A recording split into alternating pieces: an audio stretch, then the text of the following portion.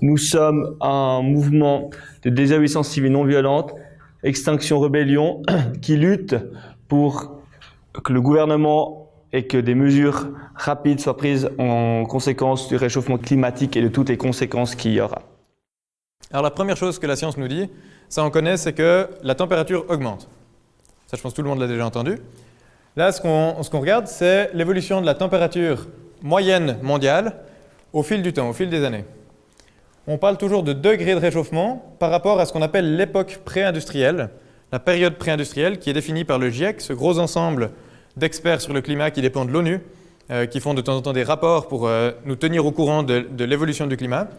Donc le GIEC définit la période pré-industrielle comme entre 1850 et 1900. Et puis donc, le 0 degré de réchauffement, c'est la moyenne des températures de cette période. Actuellement, on est arrivé déjà à 1,1 degré de réchauffement. Donc les températures ont augmenté assez rapidement quand même, et on est à 1 degré de réchauffement global, 1,1. Quelle est la cause de ce réchauffement? C'est l'effet de serre. L'effet de serre, c'est un phénomène qui est naturel, qui existait déjà bien avant nous. Il se passe la chose suivante. Le Soleil chauffe la Terre en nous envoyant des rayons. La Terre qui est chaude va relâcher une partie de la chaleur qu'elle a reçue sous forme d'autres rayons. Et puis une partie de ces rayons vont se réverbérer sur une couche de gaz qu'on appelle les gaz à effet de serre. Et donc ça va revenir vers la Terre. Ça existait déjà avant. Ce qui a changé maintenant, c'est que nous les humains, on a augmenté la quantité de ces gaz à effet de serre dans l'atmosphère, ce qui fait que la proportion de la chaleur qui revient vers nous est plus élevée. Donc la Terre se réchauffe. Si on regarde la concentration de CO2, qui est le gaz à effet de serre, qui est l'effet de serre le plus important globalement, au fil du temps, depuis il y a 22 000 ans, eh bien, voilà ce qui s'est passé. Il a évolué assez... Alors là, il a augmenté un petit peu. Ça, c'est la fin du dernier âge de glace, âge glaciaire. Il a augmenté un petit peu. Ça a marqué la fin de cet âge glaciaire. Il était très stable pendant 10 000 ans, 12 000 ans. Et puis tout à coup, au moment de la révolution industrielle, vers 1800 et des poussières, la concentration a commencé à augmenter de manière exponentielle et extrêmement rapide. Et en 200 ans, on a multiplié par 1,5 la concentration de gaz carbonique dans l'atmosphère. Donc oui, l'humain peut avoir une influence sur la composition de l'atmosphère au point que ça modifie le climat. Donc la conséquence de cette augmentation des gaz à effet de serre, c'est le réchauffement de la planète. Et puis, on nous dit souvent, oui, mais la température sur Terre a toujours varié. Déjà par le passé, il y a eu des grosses variations, effectivement. Et allons voir en fait les températures dans le passé. Alors si on dézoome comme ça, et puis qu'on va voir dans le passé, on va de nouveau jusqu'à moins 20 000 ans. Il y avait 3 degrés de moins. Ici, à ce moment-là, ici en Suisse, au-dessus de nous, il y avait 1 kilomètre de glace. Donc 3 degrés de différence, c'est 1 kilomètre de glace. Ensuite de ça, la température a augmenté spontanément. Vous voyez qu'elle suit la courbe avec le CO2 avant. Elle a augmenté et puis elle est arrivée à un plateau ici, il y a environ 12 000 ans, en moins 10 000. Et puis ensuite, elle a été très très stable pendant 10 000 ans. Cette stabilité et puis ces températures dans ces eaux-là ont permis en fait l'agriculture. C'est là que nos sociétés ont commencé à ressembler à ce à quoi elles ressemblent maintenant. C'est-à-dire que c'est là qu'on a commencé à manger ce qu'on mange maintenant, à domestiquer les céréales et puis les animaux dont on se nourrit, et puis que nos sociétés se sont sédentarisées et puis ont commencé à former des groupes de plus en plus grands. Donc en gros, l'humanité telle qu'on la connaît aujourd'hui, elle a commencé là, à peu près. Donc l'humanité a toujours vécu dans cette zone de température-là, entre à peu près 0 et puis un peu en dessous de plus 1. Jusqu'à la révolution industrielle, où les températures ont commencé à augmenter de manière assez drastique. Ok, ça augmente. Jusqu'où on va? Jusque vers quelle température? Alors on va dézoomer. Et puis ça c'est exactement la même chose qu'avant, mais juste tassé dans un coin parce qu'on va aller voir le futur. Alors, donc on est à 1,1 actuellement. Moi je suis né à peu près là, on était à peu près à 0,5 ou je sais pas quoi. Et puis, il y a le GIEC, donc ces centaines de scientifiques, d'experts du climat qui se réunissent, ont fait un rapport en 2018 où ils ont comparé l'impact d'un réchauffement à 1,5 degré et à 2 degrés sur nos écosystèmes et sur l'humanité. Et en gros, ce qu'ils nous disent, c'est que 1,5, il ne faut surtout pas le dépasser, ça aurait des conséquences dramatiques, et 2 degrés, c'est encore plus catastrophique, c'est vraiment la limite à ne dépasser sous aucun prétexte. Ça aurait d'énormes conséquences dramatiques et irréversibles sur les écosystèmes et sur l'humanité. Ça fait suite à l'accord de Paris. Vous avez sûrement entendu parler de l'accord de Paris, c'est le produit de la COP 21 à Paris en 2016. pratiquement tous les pays du monde se sont mis autour d'une table et ont signé un truc où ils se fixent comme objectif de limiter le réchauffement à 1,5 degré. Et ils se disent, si ce n'est pas possible, on va essayer de rester nettement en dessous de 2 degrés. On parle souvent de 2 degrés, il n'y a jamais eu 2 degrés, c'est jamais annoté dans l'accord de Paris, c'est nettement en dessous, c'est écrit comme ça. Et puis, pour ce faire, en fait, il n'y a pas de mesure directement dans l'accord de Paris. L'accord de Paris, c'est juste un objectif. Les pays se disent, on va essayer de faire ça. Et puis, chaque pays est rentré chez lui, et puis ils se sont mis ils ont bossé de leur côté en disant, ah bah nous, pour arriver à 1,5 ou 2, voilà ce qu'on va essayer de faire. Et puis ils ont proposé une série de mesures. Maintenant, le GIEC, de nouveau, donc ils vont sortir un rapport l'année prochaine, en 2021, pour mettre à jour les modèles de prédiction du climat futur. Et puis il y a déjà certains trucs qui sont sortis, qui seront inclus dans ce rapport, notamment le scénario le plus optimiste. Ça part du principe que tous les pays vont coopérer ensemble pour limiter le réchauffement, qu'on va sortir très rapidement des énergies fossiles. Eh bien, si tout ça se passe comme prévu, en fait, on arrive déjà à 2 degrés de réchauffement. Donc le 1,5 ou nettement en dessous de 2 degrés, c'est déjà raté. Donc les scénarios où il faut absolument éviter parce que c'est catastrophique, eh ben, on va y aller. Et on va y aller dans pas longtemps. Maintenant, ça, c'est plus ambitieux que l'accord de Paris. C'est si les pays prennent des mesures plus ambitieuses. Il y a l'ONU, l'année passée, qui a sorti un rapport pour estimer l'impact des mesures que les pays ont prises en rentrant de l'accord de Paris. Si tous les pays respectent ce qu'ils ont fait, on n'arrive pas nettement en dessous de 2, on n'arrive même pas à 2, on arrive à 3,2 degrés de réchauffement à la fin du siècle. Ça fait déjà une fois la différence avec le kilomètre de glace. Actuellement, ces mesures ne sont pas respectées. Les États-Unis ont presque fini de sortir. En novembre, ils sont sortis de l'accord de Paris, donc ils n'auront plus rien à faire avec ça. Et le scénario, si on continue comme ça, à la fin du siècle, ce n'est pas 3,2, c'est plus de 6 degrés de réchauffement. C'est 2 fois le kilomètre de glace. 6 degrés de réchauffement en un siècle, en moins d'un siècle, c'est du jamais vu. On ne sait pas si l'humanité peut survivre, on ne sait pas si on arrive à s'adapter.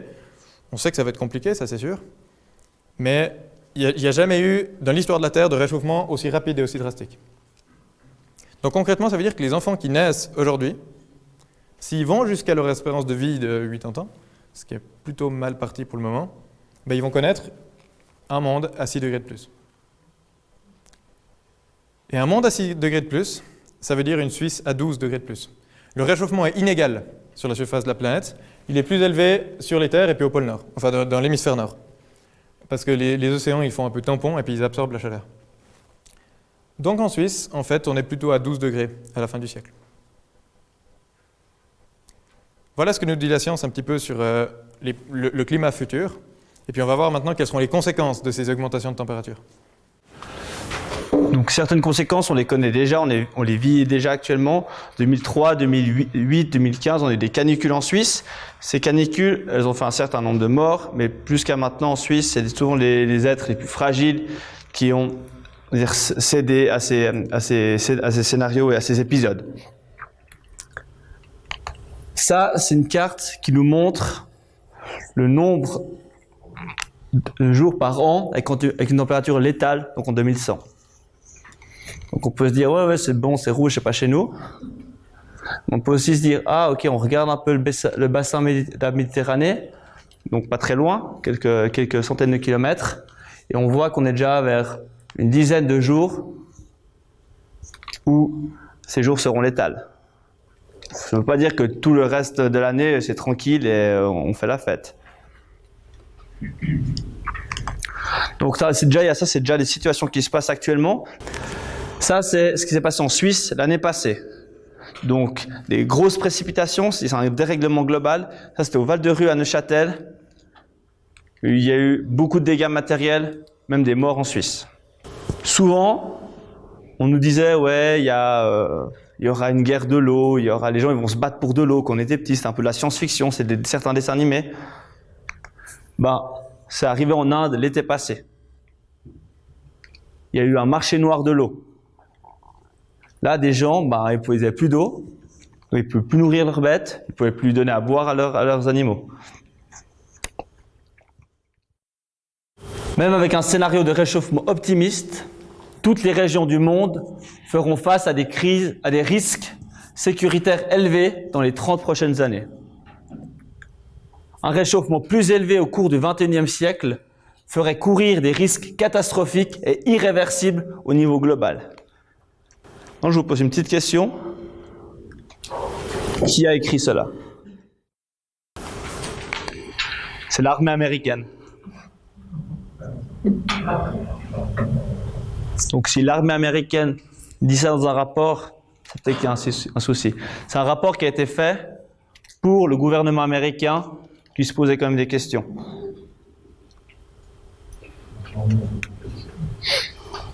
Donc ça va toucher tout le monde, c'est pas juste une petite partie du monde. Voilà, c'était un petit avant-goût des conséquences possibles du réchauffement climatique.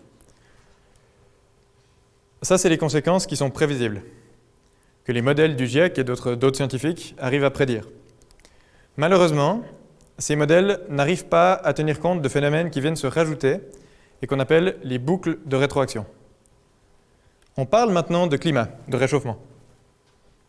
On dit que ça se réchauffe, mais on n'explique pas concrètement ce que ça représente. Ce qui se passe est l'ampleur du danger. Les gens n'arrivent pas à comprendre l'ampleur du danger.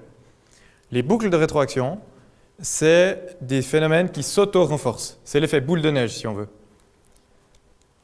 Il y a une de ces boucles qui est facile à voir, c'est ce qu'on appelle l'effet albédo. On a tous mis un t-shirt blanc en été pour avoir moins chaud que si on avait mis un t-shirt noir.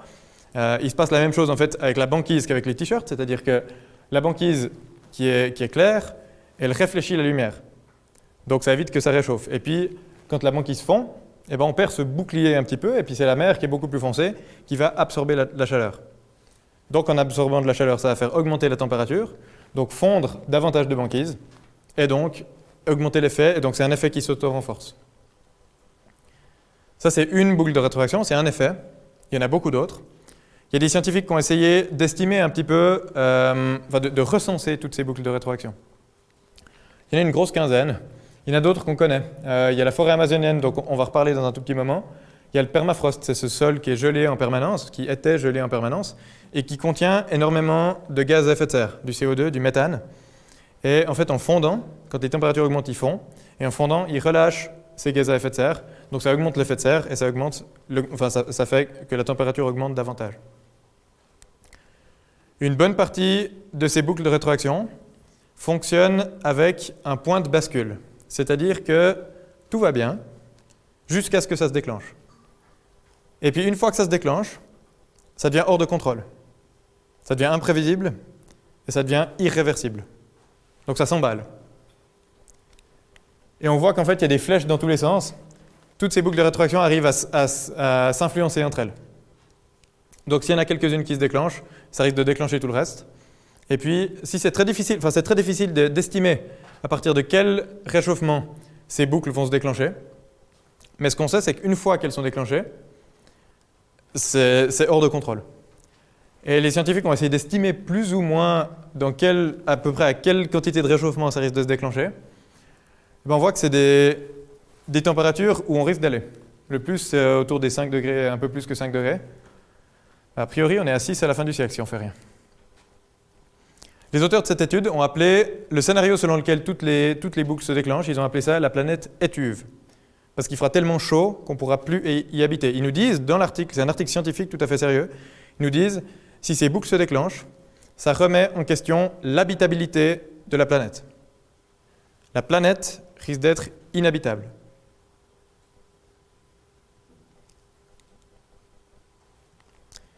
Il y a quelques mois, ces mêmes scientifiques, plus d'autres, se sont mis ensemble, ils ont écrit un peu une lettre dans Nature, qui est le journal le plus, scientifiquement le plus coté, où ils nous disent que la stabilité et la résilience de notre planète sont en péril.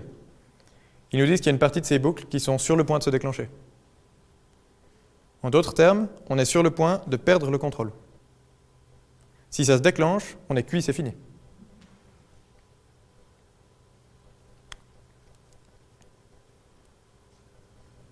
Il y a du permafrost, par exemple, qui était censé tenir au moins jusqu'à 2090, qui a commencé à fondre l'année passée, en relâchant du CO2, en relâchant du méthane, et puis en libérant aussi une série de bonus, comme par exemple des virus et des bactéries dont on croyait être débarrassé depuis quelques décennies. Donc on est vraiment dans les quelques années charnières. Le réchauffement, enfin les émissions de maintenant vont réchauffer la planète dans 30 ans. Plus déclencher des boucles de rétroaction. Donc c'est maintenant qu'il faut agir pour prévenir les catastrophes dans le futur.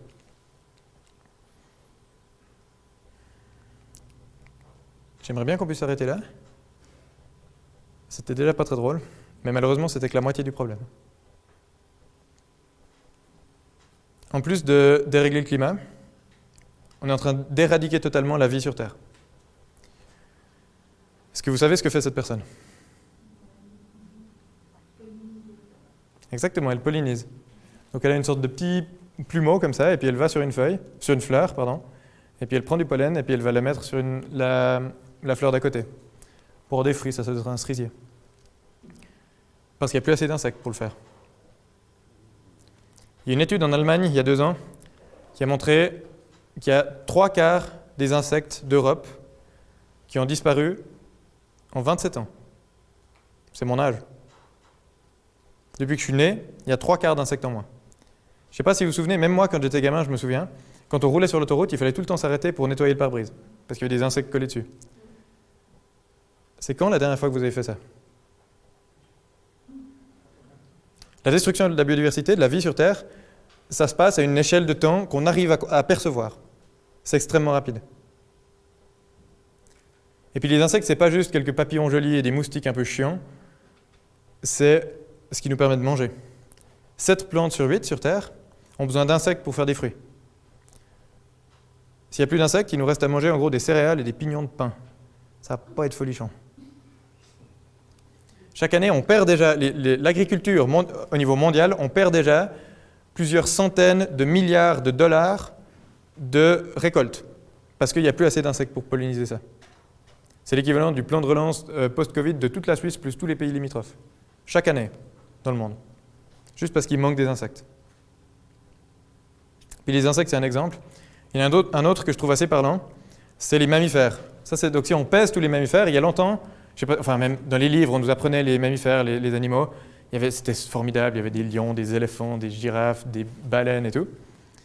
En fait, on nous a menti. Si on regarde maintenant ce qu'il y a comme mammifères sur Terre, il y a des vaches, des moutons et des humains. En gros, on a remplacé la vie sauvage par des espèces qu'on exploite.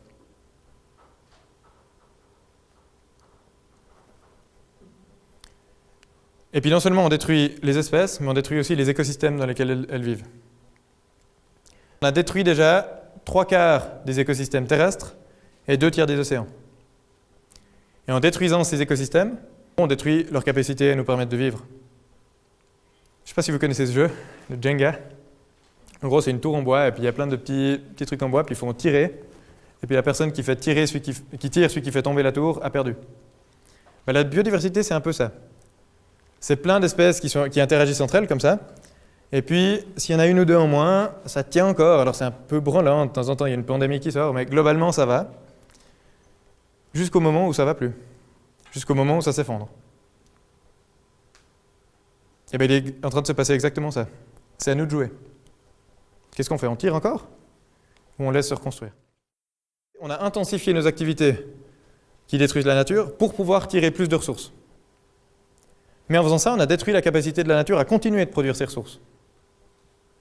Donc c'est un petit peu paradoxal. Et c'est un petit peu dangereux.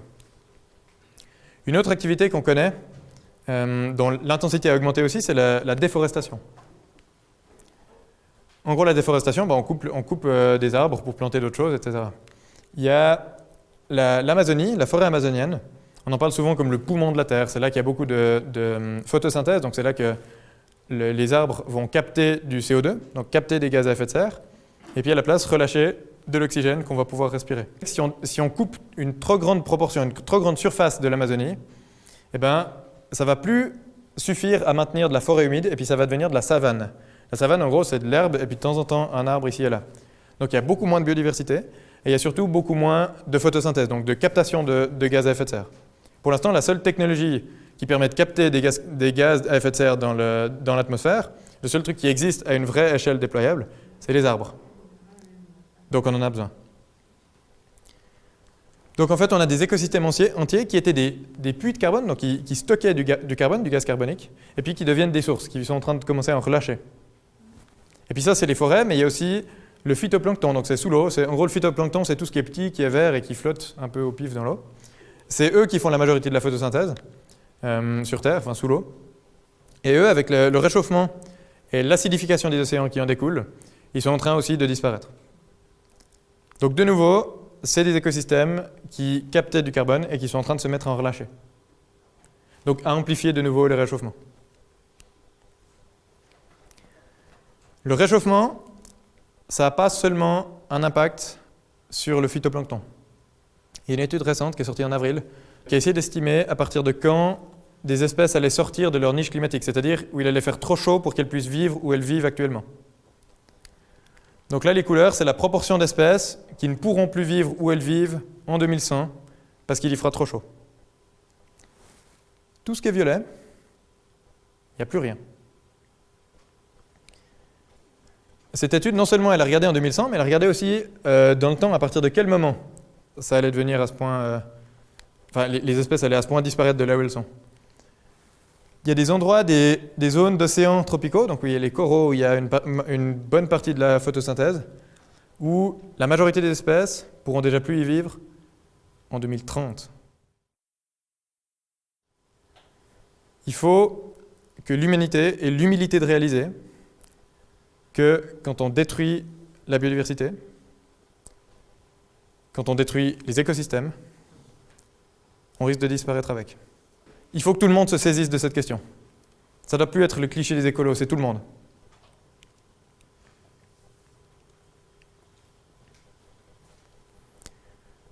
Ma plus grande peur quand je vous raconte ça, c'est que ce soir vous rentriez chez vous et vous disiez « Bon, ben voilà, c'est foutu, on a perdu, c'est trop tard. » Trop tard pour quoi? Trop tard pour sauver toutes les espèces du monde, bien sûr. Il y en a déjà plein qui sont éteintes. Trop tard pour maintenir le réchauffement à son niveau actuel, bien sûr. Il y a une inertie, on va de toute manière aller à 2 degrés. Mais trop tard pour limiter énormément de destruction. Trop tard pour éviter énormément de souffrance. Bien sûr que non, c'est jamais trop tard. Alors la seule bonne question maintenant, c'est pas est-ce que c'est trop tard, c'est quelle est ma ligne rouge, quelle quantité de souffrance et de destruction est-ce que je tolère, et puis à partir de quel moment je me dis ok, je ne tolère plus, je ne joue plus avec ce système, et je me bats là contre. S'il y a bien une chose pour laquelle c'est trop tard, c'est pour désespérer. Maintenant, c'est plus l'heure du désespoir, c'est l'heure de l'action. Que faire maintenant? Ok, ça va pas fort. Qu'est-ce qu'on peut faire? Et c'est une excellente question. Que faire? On entend pas mal de réponses de la part, entre autres, des industries qui nous donnent plein de choses qu'on peut faire, et c'est souvent centré autour des gestes individuels. Et on sait en gros ce qu'on peut faire. Alors on peut prendre moins l'avion, ça c'est une très bonne idée. On peut essayer de manger moins de produits animaux, ou plus du tout, ça c'est aussi une bonne idée. Puis il y a aussi toute une série d'autres choses. Alors on peut prendre plus les transports publics, le vélo, on peut recycler ses déchets, on peut acheter sans emballage, on peut acheter local, bio, etc. On peut éteindre la lumière, on peut éteindre le robinet en se brossant les dents, on peut même acheter une brosse à dents en bambou, etc. etc. C'est bien, c'est très bien, mais je vois 2 problèmes avec ces gestes individuels. Le premier, c'est qu'il y a des contraintes. Il y a des contraintes qui sont économiques et il y a des contraintes qui sont politiques. Les contraintes économiques, c'est simplement qu'il y a beaucoup de gens pour lesquels consommer de manière plus responsable, c'est trop cher. Et puis, il y a des contraintes qui sont politiques. Si je veux me rendre en transport public d'un point A à un point B, il faut qu'il y ait des transports publics, je ne peux pas l'inventer. Donc il faut que le gouvernement, en amont, ait décidé de mettre en place ces infrastructures. Donc il y a des contraintes. Le deuxième problème avec les gestes individuels, c'est qu'ils ne sont pas tout à fait suffisants.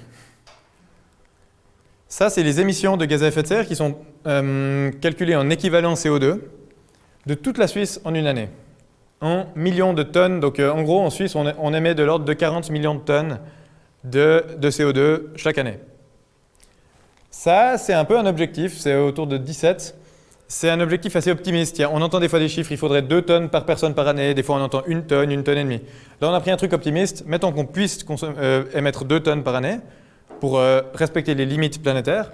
Et bien voilà, donc en gros, il faudrait réduire de tout ça. Le problème, c'est que ça ne tient pas compte des émissions qu'on appelle indirectes, qui sont en gros les gaz à effet de serre qui sont émis à l'étranger pour produire ce qu'on va consommer en Suisse. Et il y a certains groupes politiques qui aiment nous rappeler que les émissions en Suisse diminuent. Alors bon, en fait, elles sont faux, plats, vaguement descendants, elles ne diminuent pas vraiment, mais ils parlent de ça. Par contre, celles-là, alors elles augmentent, alors pas de problème, quoi, ça y va. Donc 2/3 des émissions dont la Suisse est responsable sont en nette augmentation, et puis le reste est vaguement en faux, plats, descendants. Et surtout,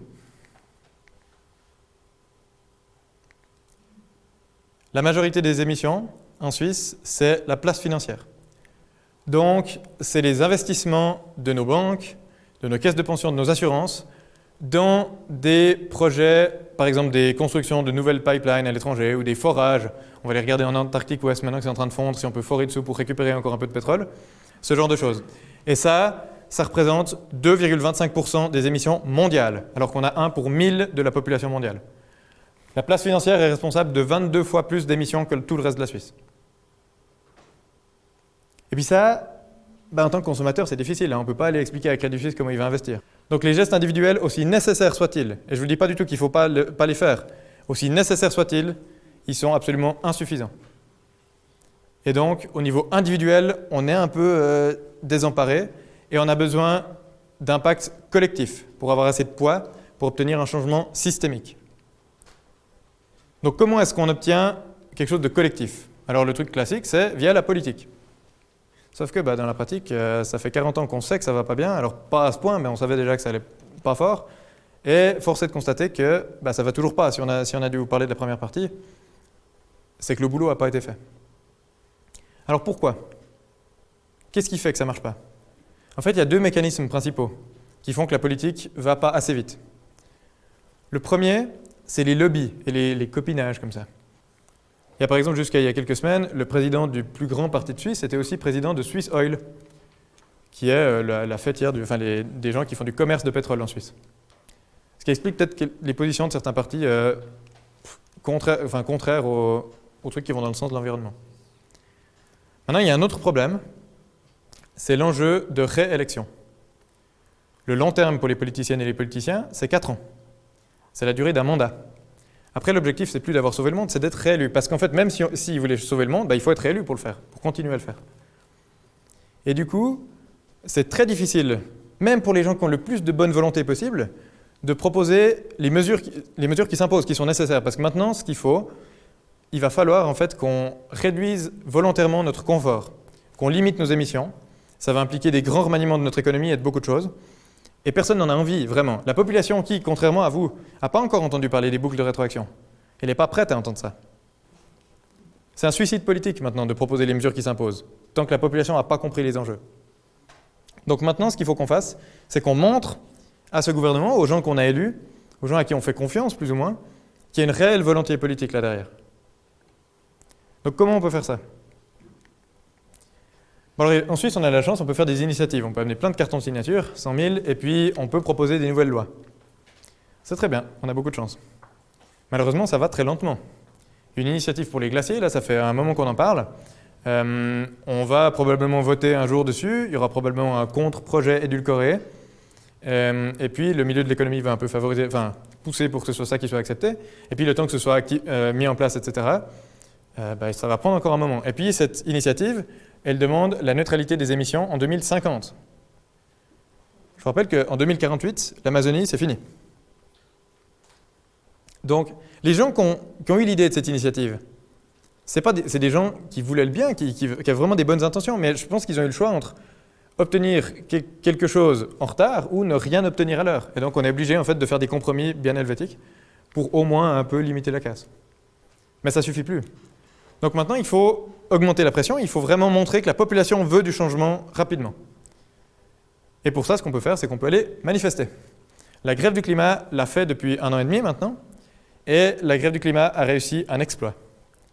C'est de prendre la question environnementale, qui était totalement marginale, et de la mettre en plein milieu, en plein centre de la scène politique.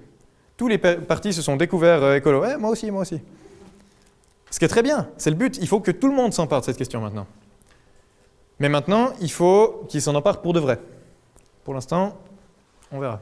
On attend toujours les mesures. Le problème avec les manifestations, c'est qu'elles sont non contraignantes. En fait, toutes ces approches, elles sont nécessaires, il fallait les faire, il faut continuer, mais elles sont plus suffisantes et il faut rajouter quelque chose. En gros, on a besoin d'une nouvelle approche.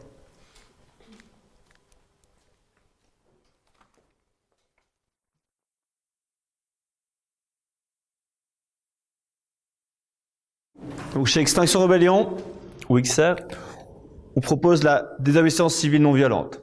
Donc on ne s'est pas réveillé un jour, on se dit « Ah, on ferait de la désobéissance civile non violente ». On s'est basé quand même, ou ceux qui ont amené ça sur le terrain, sont quand même basés sur des études, sur l'histoire, sur ce qui a déjà été fait avant, sur ce qui a marché, sur ce qui n'a pas marché. Donc la désobéissance civile non violente, c'est ce qui a permis d'acquérir certains droits civiques, notamment à Gandhi en Inde. C'est par la désobéissance civile non violente qu'il a acquis des droits. Rosa Parks, qui s'est assise dans un bus simplement, mais c'était une femme noire et s'est assise dans un bus blanc, ce qui a amené le débat. Martin Luther King, dont on n'a pas besoin d'en parler, j'imagine, tellement vous connaissez.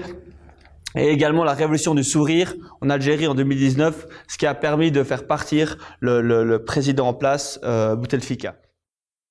Ça se base sur quoi comme principe? La première, la non-violence. Pourquoi la non-violence? Alors ça ne veut pas dire qu'on condamne toute forme de violence, c'est un choix stratégique, et la non-violence permet d'avoir la masse. On peut avoir dans notre mouvement ainsi des enfants, 12 ans, 13 ans, 14 ans, mais on peut aussi avoir des grands-mamans ou des grands-papas. C'est comme ça qu'on peut avoir la masse. On peut vraiment prendre toute la population, parce qu'on est sympa. Tout le monde vient. On fait peur à personne. Le sacrifice.